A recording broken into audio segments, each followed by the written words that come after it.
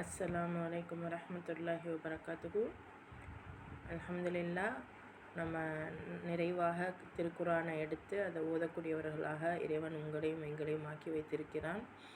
இன்னும் நம்ம திருக்குரானை தொடர்ந்து ஓதக்கூடியவர்களாகவும் இன்னும் இந்த ஹெவன்சி கவுன்சிலிங் மூலமாக இன்னும் பல மக்களுக்கு இது தெரியப்படுத்தணும் அப்படிங்கிற நியத்தோடையும் நம்ம இந்த பயணத்தை தொடருவோம். அல்ஹம்துலில்லாஹ், ஒவ்வொரு சகோதரிகளும் கற்றுக்கிட்டதை கமெண்ட் செக்ஷனில் ரொம்ப அருமையாக பதிவு செய்கிறீங்க. வாழ்த்துக்கள்மா அண்ட் ஜஸாக்கல்லாஹு கைர். இன்னும் நீங்கள் நிறைய விஷயங்கள் கற்றுக்கோங்க, கமெண்ட்டில் பதிவு செய்யுங்க. இன்னும் உங்களுடைய சகோதரர்களுக்கும் சகோதர சகோதரிகளுக்கும் இன்னும் உங்களுடைய தோழிமார்களுக்கும் கண்டிப்பாக நம்மளுடைய வகுப்புகளை ஷேர் செய்யுங்க. ஏன் சொல்கிறேன் அப்படின்னா, இன்றைக்கி அவங்களுக்கு அது தேவையில்லாத மாதிரி தோணலாம், ஆனால் என்றைக்காவது ஒரு நாள் இறைவனுடைய அருளால் அவங்க அதை புரிஞ்சு கொள்ளக்கூடிய பாக்கியத்தை பெறுவாங்க, இதில் கலந்து கொள்ளக்கூடிய பாக்கியத்தையும் பெறுவாங்க. ஸோ அதற்காக ரெகுலராக நீங்கள் ஒரு தடவை இன்றைக்கான செஷனை நீங்கள் கேட்குறீங்க அப்படின்னா அட்லீஸ்ட் ஒருத்தருக்காவது இந்த செஷனை நீங்கள் ஷேர் பண்ணிவிடுங்க. அல்ஹம்துலில்லாஹ். ஸோ நம்ம நேற்று வரைக்கும் 3வது அத்தியாயம் 132வது வசனம் வரைக்கும் பார்த்தோம். அல்லாவுக்கும் அவனுடைய தூதருக்கும் கீழ்ப்படியுங்கள், அதனால் நீங்கள் கருணை காட்டப்படலாம். அல்லாஹுடைய அந்த ரஹ்மத்து, அந்த அந்த ரஹ்மத், அந்த ரஹீம், அவனுடைய அந்த ரஹீம்ங்கிறது அன்புங்கிறது எப்போ கிடைக்கும் அப்படின்னா அவனுக்கும் அவனுடைய தூதருக்கும் கட்டுப்படும் போது கிடைக்கும் அப்படிங்கிறான். ஸோ இன்றைக்கி அல்லாஹ்வுடைய வார்த்தைகளாக எதெல்லாம் நம்ம பார்க்க போனோம் அப்படிங்கிறத பார்க்கலாம். அஊது பில்லாஹி மினஷ் ஷைத்தானிர் ரஜீம். பிஸ்மில்லாஹிர் ரஹ்மானிர் ரஹீம்.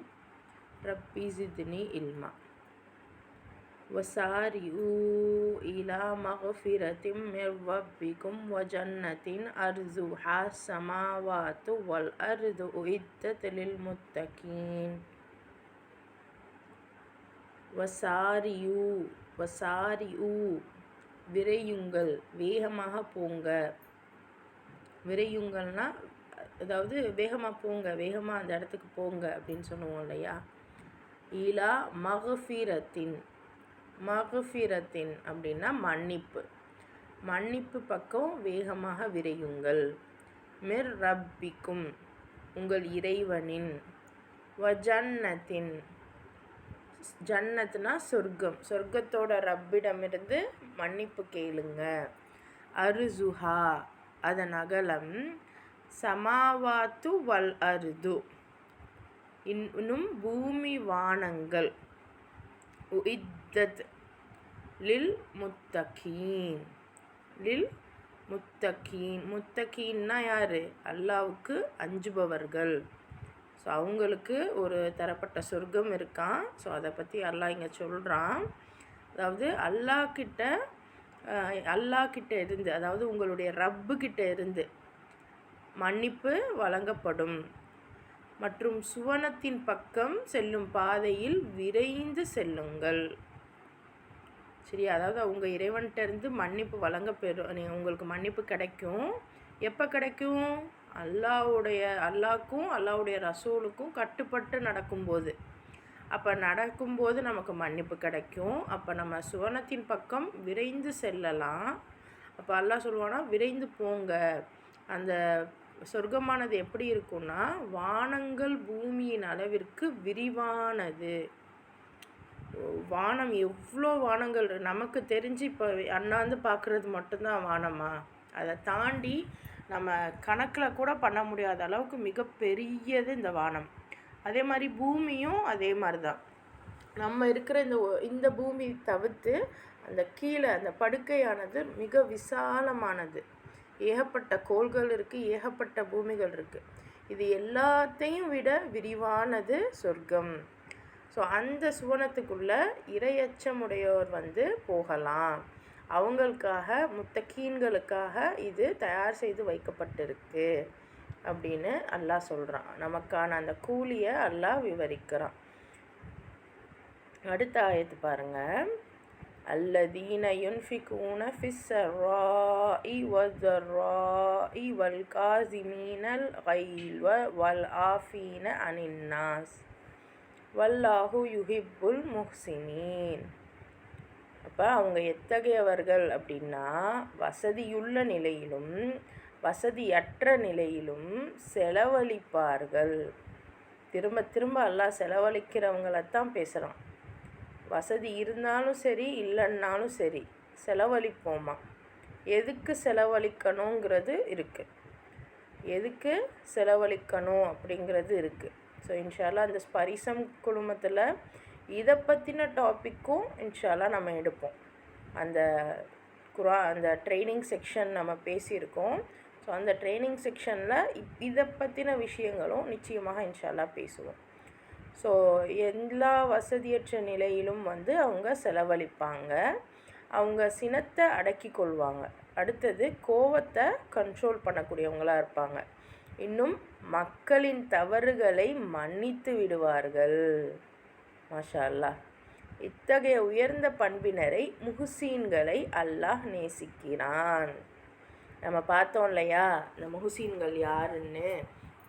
அதாவது அல்லாஹ் சொன்ன சொல்ல கேட்டு அக்செப்ட் பண்ணிக்கிறது மட்டும் இல்லாமல் அதை ஃபாலோ பண்ணுறோம் பாருங்கள், அவங்க முஹ்சீன்கள். அல்லாஹ் சொல்கிறத அல்லாஹ் சொல்கிறான் அப்படிங்கிறத ஒத்துக்கிறவங்க முஸ்லீம், அதை ஏற்றுக்கிறவங்க முஃமின், அதை செயல்பாட்டில் கொண்டு வரவங்க முஹ்சின். அப்போ எல்லா நிலையிலும் வசதி இருந்தாலும் சரி இல்லைன்னாலும் சரி செலவழிக்கணும், கோவத்தை கண்ட்ரோல் பண்ணணும், மக்களோட தவறுகளை மன்னிக்கணும். இப்படிப்பட்ட உயர்ந்த பண்பு தான் அல்லாஹ் இவங்களைத்தான் நேசிப்பான். ஸோ நம்ம யாராச்சும் ஒரு தவறு என்றைக்கோ செஞ்சதை இன்றைக்கி வரைக்கும் குத்தி குத்தி காமிச்சு பேசிக்கிட்டே இருக்கோம். அவங்களே மன்னிப்பு கேட்டாலும் விட மாட்டோம், அதை மன்னிக்கவும் மாட்டோம். அதே மாதிரி இன்னும் என்ன, நமக்கு எதுக்கு கோவம் வருதுன்னு நமக்கும் தெரியாது, அடுத்தவங்களுக்கும் தெரியாது. செலவுங்கிறது இஷ்டத்துக்கு நம்ம ஒன்று கஞ்சத்தனமாக இருப்போம், இல்லைனா ரொம்ப செலவு பண்ணுவோம் வேஸ்ட்டாக. அதை தாண்டி சரியான முறையில் செலவழிக்கிறோமா அப்படின்னா அதுலேயும் நமக்கு டவுட்டு தான். ஸோ அல்லாஹ் தஆலா இது மூணுத்தை தான் திருப்பி திருப்பி கேட்குறான். செலவழிங்க, கோவத்தை கண்ட்ரோல் பண்ணுங்கள், எல்லாரையும் மன்னிச்சிருங்க. இதைத்தான் அல்லாஹ் கேட்குறான். ஸோ இப்படி உள்ளவங்களைத்தான் அல்லாஹ் நேசிக்கிறான். அடுத்த ஆயத்து பாருங்கள். வல்லதீன இதா ஃபஅலு ஃபாஹிஷத்தன் அவு ஸலமு அன்ஃபுஸஹும் தக்கருல்லாஹ ஃபஸ்தக்ஃபரு லிதுனூபிஹிம் வமன் யக்ஃபிரு துனூப இல்லல்லாஹ் வலம் யுஸிர்ரு அலா மா ஃபஅலு வஹும் யஅலமூன்.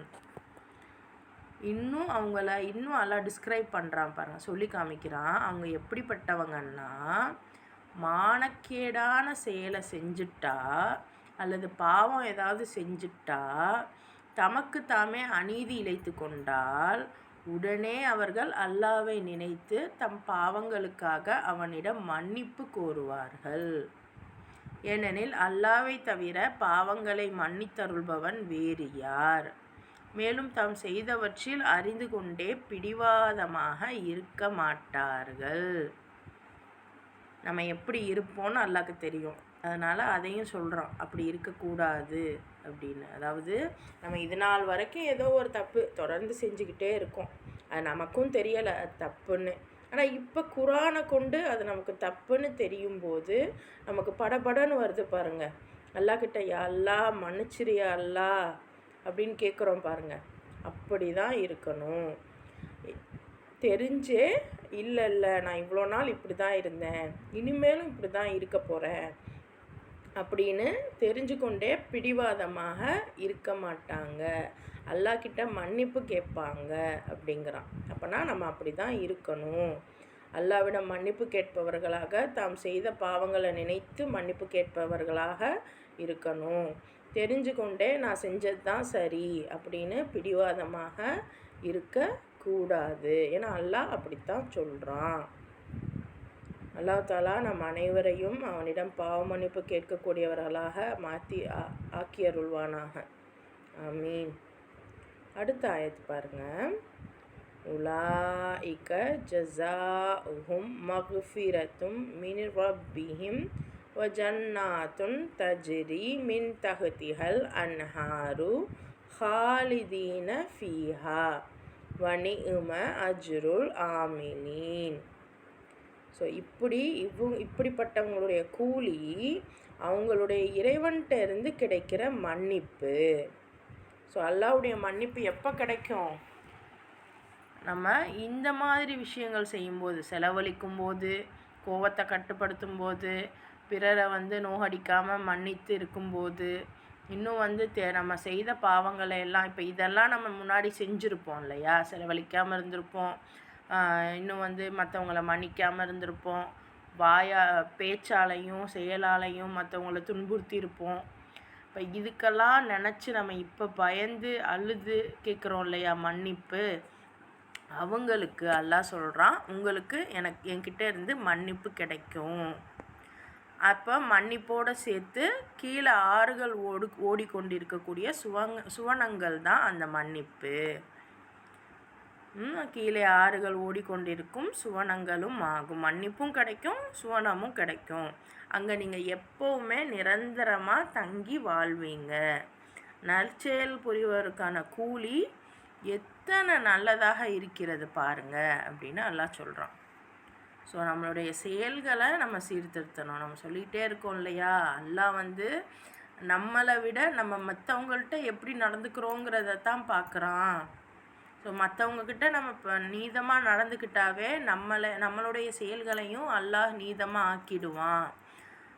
வெளியில் நல்லபடியாக நடந்தால் உள்ளேயும் நம்ம நல்லபடியாகத்தான் நடப்போம். ஏன்னா உள்ளுக்குள்ளே நல்லபடியாக நடக்கிறவங்க கூட வெளியே மாறுபடுறாங்க. ஆனால் வெளியே நல்லபடியாக நடக்கிறவங்க நிச்சயமாக உள்ளே மாறுபட மாட்டாங்க. அதுக்குன்னு அந்த ஃபசாதாக ரொம்ப ஒரு சூழ்ச்சித்தனமாக நம்ம செயல்படக்கூடாது. ரொம்ப இலகுவான முறையில், இலகுவான வழியில் நம்ம செயல்படணும். ஸோ அப்படிப்பட்டவங்களுக்கு அல்லாஹ் சொல்கிறான், கூலி எவ்வளோ நல்லதாக இருக்குது. ஸோ அல்ஹம்துலில்லாஹ், அல்லாஹ் தாலா இவ்வளோ பாக்கியத்தை நமக்கு தந்திருக்கான். குர்ஆனுடைய விஷயங்களை நம்ம யோசித்து அதை ஒன் பை ஒன்னாக நமக்கு புரிய வைக்கிறான். ஸோ இது நாள் வரைக்கும் நாங்கள் இப்படி தான் இருந்துட்டோம் அப்படின்னு இப்போவும் நம்ம அதையே ஃபாலோ பண்ணிக்கிட்டு இல்லாமல் இன்றைக்கி நம்மளை அடுத்த நிலை நோக்கி அல்லாஹ் கரெக்டான திசையை திருப்பினதுக்காக நம்ம எல்லாரும் அல்லாஹ்க்கு நன்றி சொல்லக்கூடியவர்களாக இருப்போம். அடுத்த ஆயத்து பாருங்கள். கத் ஹலத் மின் கபுலிக்கும் சுனனுன் ஃபசீரு ஃபில் அருதி ஃபந்துரு கைஃபகான் ஆக்கிபத்துல் முகத்திபீன். உங்களுக்கு முன் பல்வேறு காலகட்டங்கள் கடந்து சென்றிருக்கின்றன.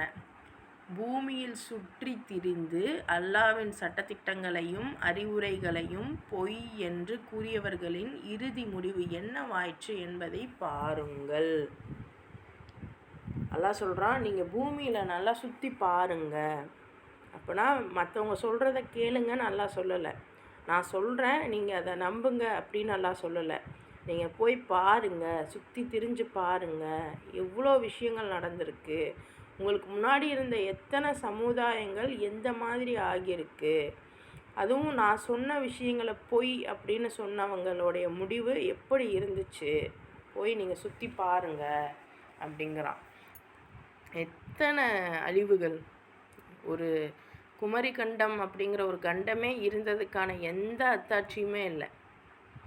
நமக்கு தெரிஞ்சு அந்த தனுஷ்கொடி அழிஞ்சதை தானே நம்ம பார்த்துருக்கோம். அதுவுமே இப்போ அது இருந்துச்சுன்றதுக்கு அடையாளமே இல்லை. அது ஒரு டூரிஸ்ட் பிளேஸ் மாதிரி இருக்குது. இதை தாண்டி அந்த குமரி கண்டம், லெமூரியா கண்டம் அப்படிங்கிறது ஆசிய கண்டத்தை விட ரொம்ப மிக பிரம்மாண்டமான ஒன்று. அதுவே இன்றைக்கி என்ன நிலமைன்னு தெரியலை. ஏன் என்னன்னு நம்ம என்னைக்காவது சிந்திச்சிருப்போமா? இந்த விஷயங்கள், அந்த என்ன சொல்கிறது, இந்த ஹிஸ்ட்ரி, இந்த வரலாறு இதெல்லாம் படிச்சிருப்போமா நம்ம? அப்போ உங்கள் குழந்தைங்க வரலாறு எதுவும் படிக்க விருப்பப்படுதுங்க, இல்லை உங்கள் குழந்தைங்களுக்கு இந்த மாதிரி கதை எல்லாம் பிடிக்கும் அப்படின்னா நீங்கள் வரலாறின் பக்கம் திசை திருப்புங்க. வரலாறை கண்டுபிடிக்க சொல்லுங்கள். இதெல்லாம் நல்ல ஒரு படிப்பு. என் குழந்தைய என்ன படிக்க வைக்கிறது தெரியல. ஆனால் இன்றைக்கி இருக்கிறதுலையே வரலாறு அப்படின்னா ரொம்ப மட்டமான படிப்பாக சித்தரிக்கப்படுது. உண்மையிலேயே வரலாறு தெரிஞ்சாதான் நம்மளுடைய ஃப்யூச்சர் தெரியும். அந்த மாதிரி வரலாறுகளில் அவ்வளோ இருக்குது. வரலாறு, புவியியல், இந்த ஜியாகிரஃபி இதிலலாம் அவ்வளோ அத்தாட்சிகள் இருக்குது. நம்ம தான் சிந்திக்கணும். ஸோ உங்கள் பிள்ளைங்க அதை படிக்க போகிறாங்க அப்படின்னா அதை இறைவனோட வழியில் எப்படி பயன்பெற அளவுக்கு படிக்கணுங்கிறத ஆரம்பத்திலேயே சொல்லி கொடுங்க. ஆரம்பத்திலேயே தெரிஞ்சிருச்சு இறைவனோட கட்டளையை நம்ம நிலைநிறுத்தத்தான் நம்ம இங்கே உயிர் வாழ்கிறோம் அப்படின்னு அந்த குழந்தைக்கு தெரிஞ்சிருச்சுன்னா அவள் எப்படியா என்ன படிப்பு படித்தாலும் அதை இறைவனுக்காக செலவு செய்ய முற்படுவாள். அதுதான் இறைவனும் கேட்குறான். ஸோ இதுக்கு முன்னாடி இந்த மக்கள் பொய்ன்னு சொன்ன மக்களுடைய நிலை என்னவா ஆச்சு அப்படிங்கிறத நீங்கள் சுற்றி திரிஞ்சு கண்டுபிடிங்க. அறிவுரைகளை பொய்ன்னு சொன்னவங்கள நீங்கள் சுற்றி திரிஞ்சு பாருங்கள், அவங்களுடைய நிலை எப்படி இருந்துச்சுன்னு பாருங்கள் அப்படிங்கிறான். நம்மளை ரிசர்ச் பண்ண சொல்கிறான். இதை யாரோ ஒருத்தரை எல்லாம் சொல்லலை. இன்றைக்கி இப்போ குரானை ஓதி கேட்கக்கூடிய நம்ம எல்லாரையுமே ரிசர்ச் பண்ண சொல்கிறான். அப்போ இந்த ஆர்கியாலஜிஸ்ட்டு இந்த மாதிரியான படிப்புகள்லாம் என்னன்னு பாருங்கள். அதனாலலாம் நம்ம இஸ்லாத்துக்கு இறைவனுக்கு ஏதாவது பண்ண முடியுமா அப்படின்னு உங்கள் குழந்தைங்கள சிந்திக்க வைங்க. அவங்க என்ன ஆசைப்படுறாங்களோ அதை வச்சு அல்லாஹ்க்கு என்ன பண்ண முடியும்னு கேளுங்க. அதை வச்சு நமக்கு என்ன லாபம்னு கேட்காதீங்க. அல்லாஹ்வுடைய வழியில் என்ன கிடைக்கும் அப்படின்னு கேட்டு பாருங்கள் இன்ஷா அல்லாஹ். ஸோ அல்லாஹ் இப்படி நம்மளை சிந்திக்க சொல்கிறான். அடுத்த ஆயத்து பாருங்கள். ஹாதா பயானும் லின் நாசி வஹுதம் வ மௌஇதத்தும் லில் முத்தகீன். இது மக்களுக்குரிய தெளிவான விளக்கமாகும். மேலும் இறைவனை அஞ்சி வாழ்வோருக்கு வழிகாட்டியும் அறிவுரையும் ஆகும்.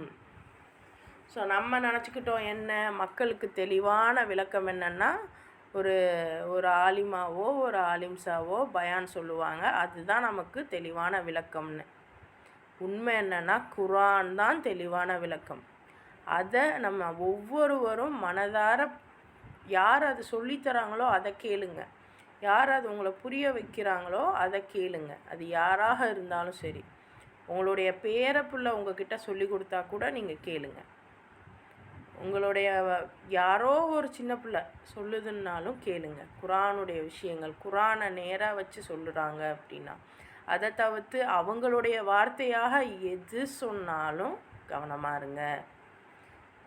யார் எவ்வளோ பெரிய ஆள் யாராக இருந்தாலும் அவங்களுடைய வார்த்தையாக சொல்லக்கூடிய எந்த வார்த்தையும் கேட்கும்போது கவனமாக இருங்க.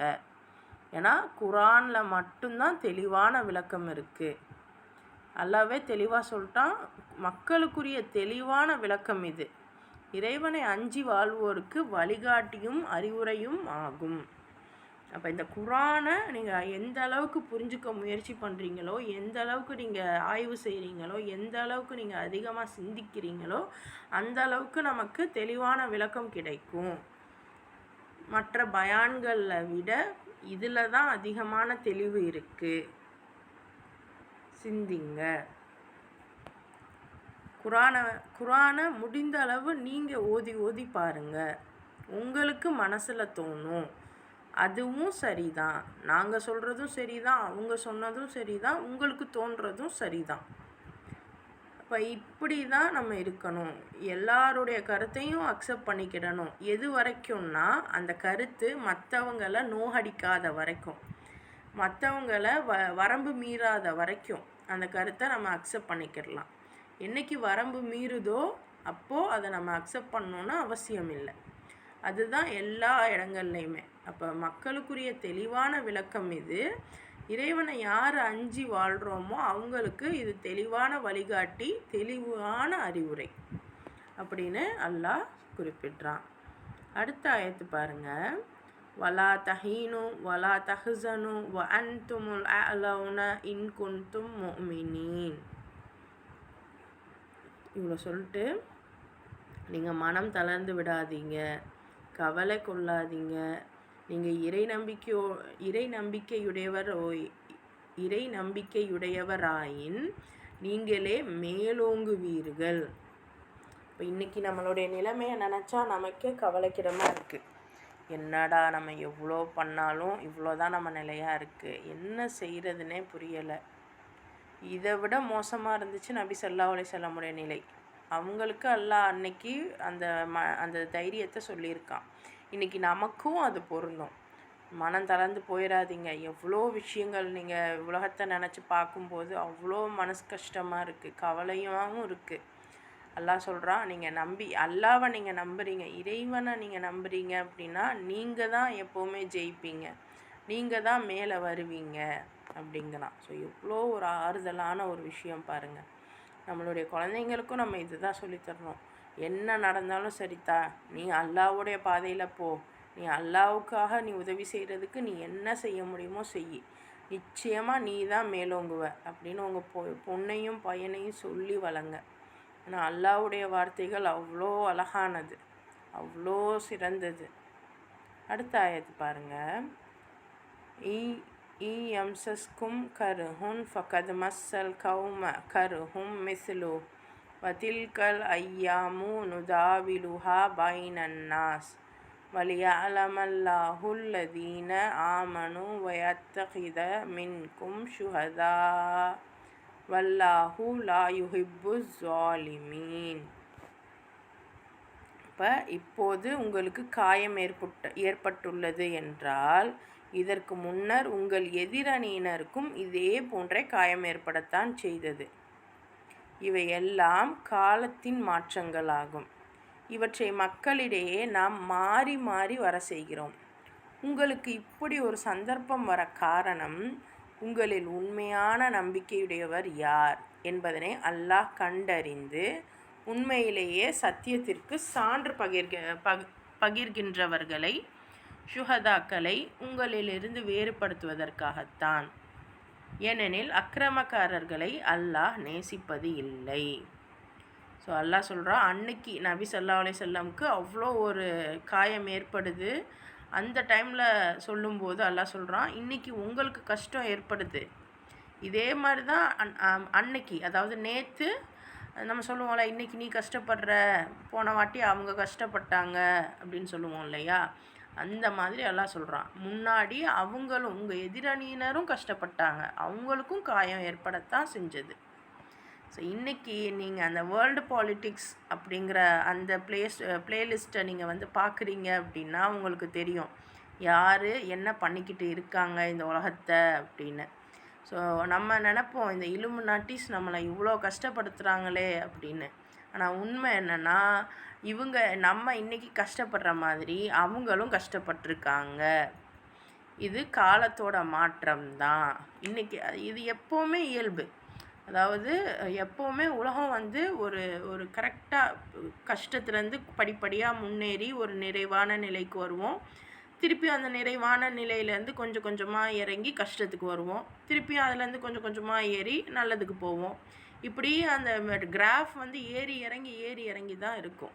ஸோ அப்படித்தான் இவங்களுமே இன்றைக்கி நம்ம கஷ்டப்படுறோம். இதே மாதிரி தான் அந்த அது என்ன சொல்கிறது, பாஸ்டில் கடந்த காலத்தில் அவங்களும் கஷ்டப்பட்டு தான் இருக்காங்க. ஸோ இதெல்லாம் மக்களுக்கிடையே மாறி மாறி வரத்தான் செய்யும். இப்போ இந்த சந்தர்ப்பம் உங்களுக்கு ஏன் இப்போ வருது அப்படின்னா, உண்மையான நம்பிக்கையுடையவர் யார் அப்படின்னு அல்லாஹ் கண்டுபிடிக்கிறதுக்கு தான் இந்த கஷ்டம்.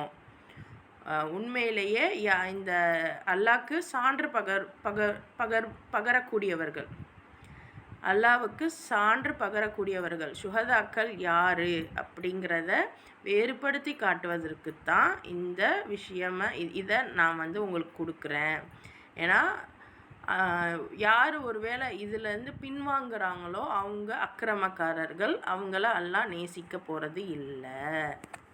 அப்போது சிந்திச்சு பாருங்கள். நம்ம நினப்போம் நபி ஸல்லல்லாஹு அலைஹி வஸல்லம் இவங்க சஹாபாக்கள்லாம் ரொம்ப கஷ்டப்பட்டாங்க அப்படின்னு.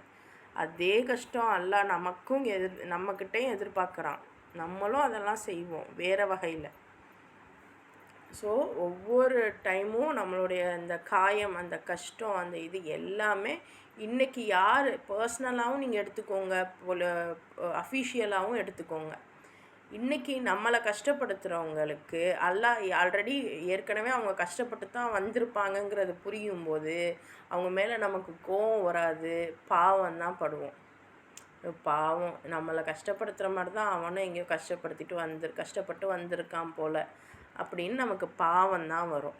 இப்போ அந்த நேரத்தில் நம்ம பொறுமையாக நம்மளுடைய கோவத்தெல்லாம் கண்ட்ரோல் பண்ணிப்போம், அவனை நம்ம மன்னிப்போம்.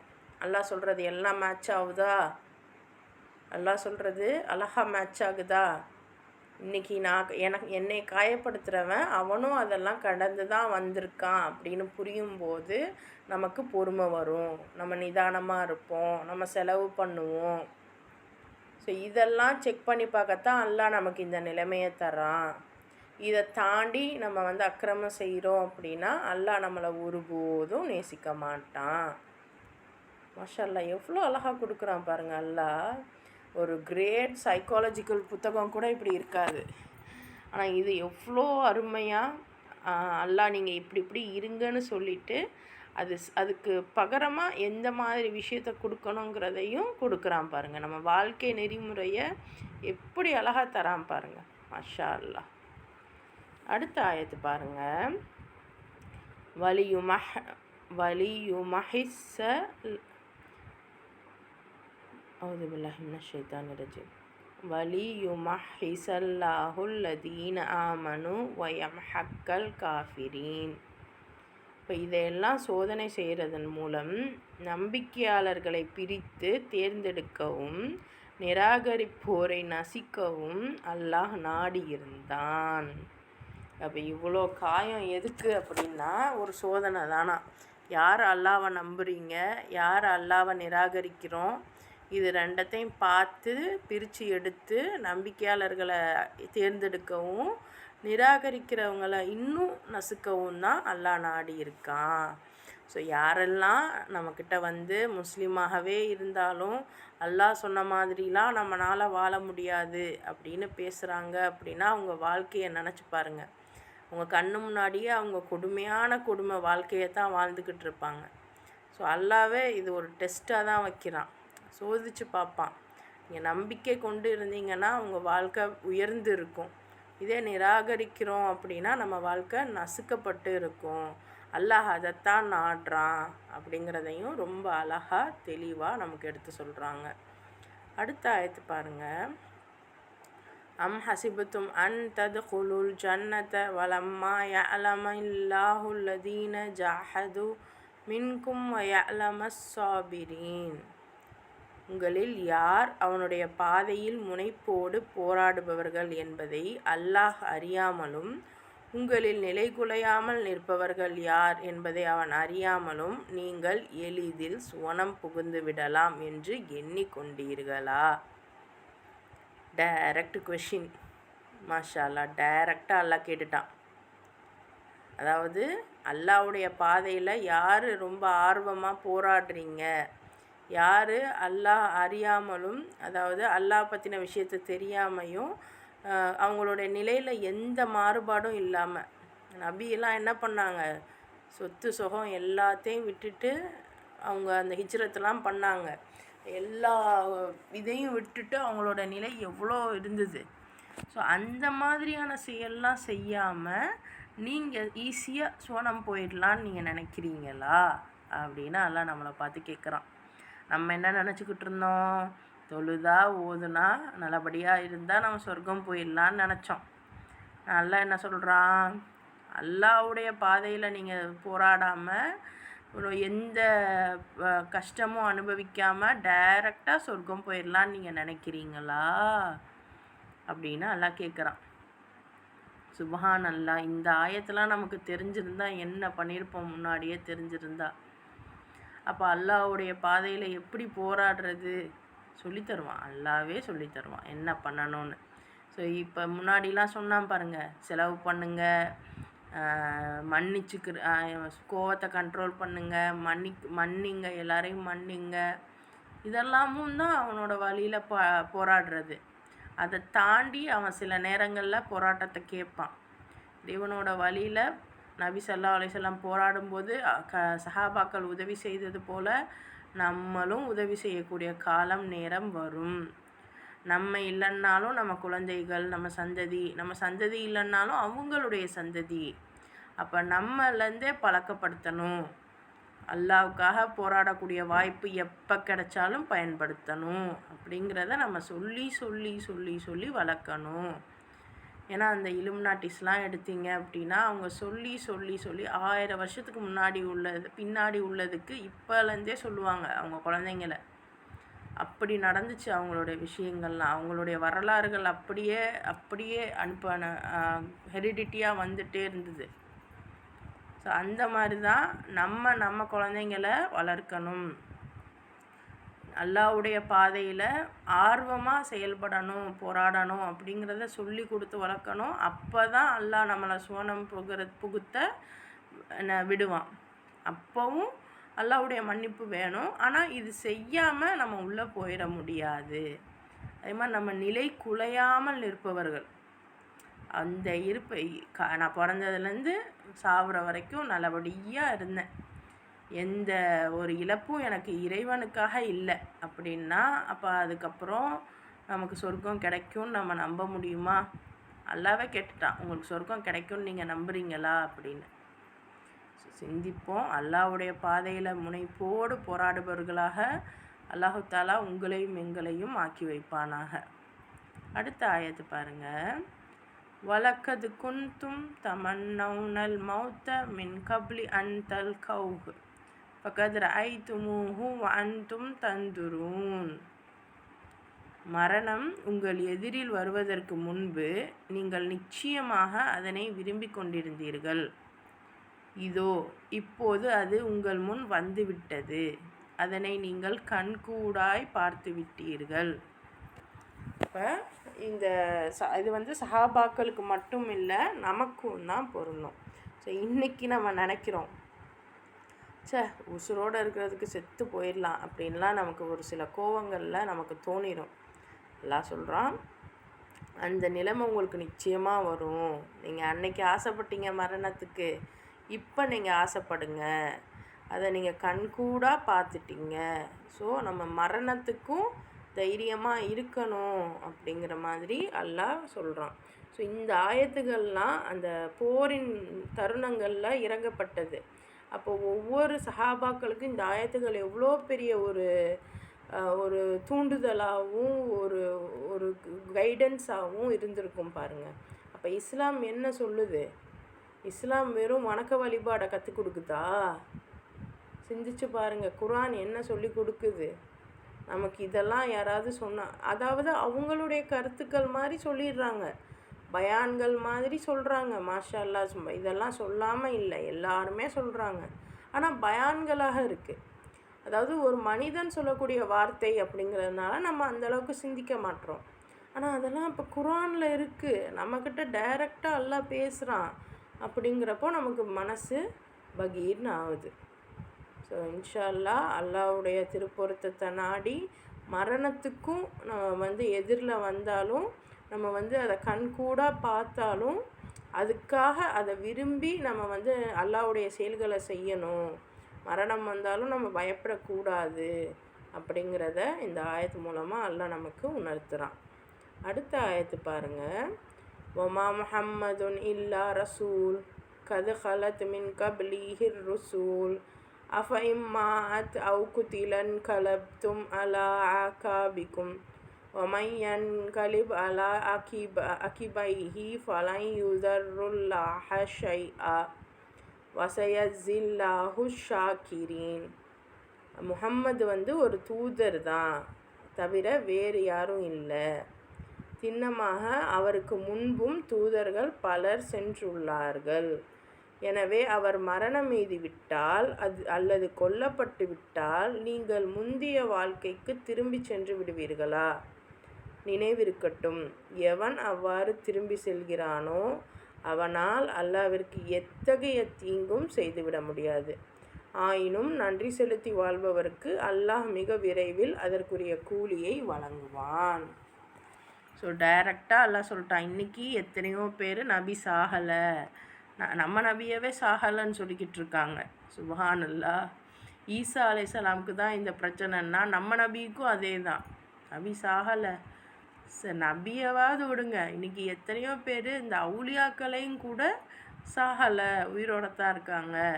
இன்னும் அதையும் தாண்டி இப்போ சாதாரண மனிதர்களையும் இன்னைக்கு நேற்று இறந்தவங்கள கூட சாகலை, உயிரோட தான் இருக்காங்கன்னு சொல்லிக்கிட்டு இருக்கோம். ஆனால் அல்லாஹ் சொல்கிறான், இவர் தூதர் தான், முகமது ஒரு தூதர் தான். இவரை மாதிரியே இவருக்கு முன்னாடியும் பல தூதர்கள் போயிருக்காங்க. இவர் ஒரு வேளை மரணம் அடைஞ்சிட்டா அல்லது கொல்லப்பட்டுட்டா திருப்பியும் நீங்கள் உங்கள் முந்தைய வாழ்க்கைக்கு போயிடுவீங்களா? அல்லாஹ் நீங்கள் வணக்க வழிபாட்டை விட்டுருவீங்களான்னு கேட்கல. என்ன கேட்குறான்? உங்களுடைய பழைய வாழ்க்கைக்கு போயிடுவீங்களா? நினச்சி அது என்ன, நினைவு இருக்கட்டும், ஞாபகம் வச்சுக்கோங்க. யார் அந்த மாதிரி திரும்பி போகிறாங்களோ அவங்கனால அல்லாஹ்வுக்கு எந்த தீங்கும் கிடையாது. ஆனாலும் நன்றி செலுத்தி வாழ்பவருக்கு அல்லாஹ் மிக விரைவில் அதற்குரிய கூலியை வழங்குவான். ஸோ நீங்கள் ஒரு வேளை நீங்கள் அதை விட்டு போயிட்டா அல்லாஹ்க்கு எந்த பிரச்சனையும் இல்லை. ஆனால் நீங்கள் நன்றி செலுத்தி வாழ்கிறீங்க அப்படின்னா உங்களுக்கு நல்ல ஒரு கூலியை இறைவன் வழங்குவான் அப்படிங்கிற இதோட அல்லாஹ் சொல்கிறான். அல்ஹம்துலில்லாஹ், இன்றைக்கி இது போதும். இன்ஷா அல்லாஹ் நாளைக்கு நம்ம குர்ஆனுடைய மீதி வசனங்களை பார்க்கலாம்.